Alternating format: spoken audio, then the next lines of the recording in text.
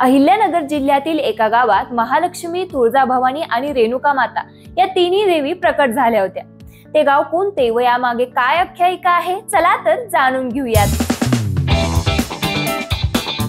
कोपरगाव तालुक्यातील उक्कडगाव येथे रेणुका देवीचे मंदिर आहे। एका आख्यायिकेनुसार उक्कडगाव येथील एक भक्त दरवर्षी माहूरगडावर रेणुका मातेच्या दर्शनासाठी जात असे, मात्र वयोमानानुसार त्याला माहूरगडावर जाणे शक्य होत नव्हते।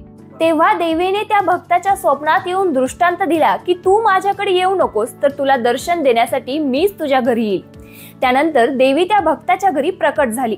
या घटनेनंतर भक्ताला गर्व झाला, माझीच भक्ती सर्वात श्रेष्ठ आहे, म्हणूनच देवी माझ्या घरी आली अशी त्याची भावना झाली आणि त्याच्या वागण्यात बदल झाला।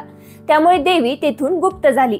काही वर्षांनी तिथल्या गरीब शेतकऱ्याच्या स्वप्नात येऊन देवीने दृष्टांत दिला की मी तुझ्या शेतात आहे, मला बाहेर काढ। त्यानंतर त्या शेतकऱ्याने शेतात नांगर फिरवायला सुरुवात केली व नांगराचा फाळा जमिनीत एका ठिकाणी अडकला व तिथे त्याला देवीची मूर्ती दिसू लागली। त्या क्षणी त्याला आवाज आला की मी जमिनीतून वर येत आहे, परंतु मी वर येत असताना मागे वळून पाहू नकोस। मात्र काही वेळाने शेतकऱ्याने उत्सुकतेने मागे पाहिले असता त्यावेळी देवीचे अर्धेच शरीर जमिनी बाहेर आले होते। त्यानंतर देवी त्याच अवस्थेत तिथे स्थिरावली आणि विशेष म्हणजे ही देवी महालक्ष्मी, तुळजाभवानी आणि रेणुका या तिन्ही रूपात प्रकटली होती।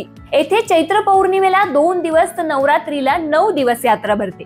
त्यावेळी हजारो भाविक देवीच्या दर्शनासाठी येतात।